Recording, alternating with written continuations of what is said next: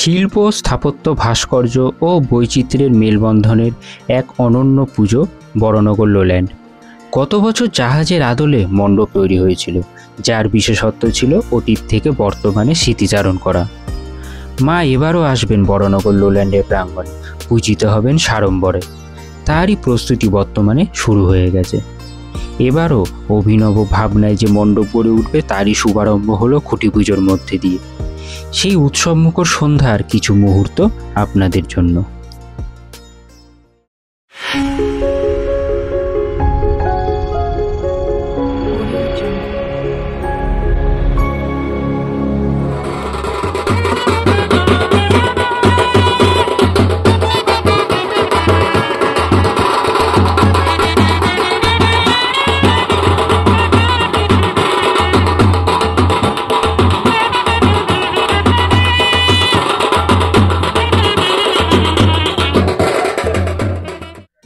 ঐতিহ্য, উৎসব, আনুষ্ঠানিক বৈচিত্র্যকে সাক্ষী রেখে ৩৫তম বর্ষে উমা রানীর আরাধনার ব্রতী হয়েছে বরানগর নেতাজি কলোনির লোল্যান্ড দুর্গোৎসব।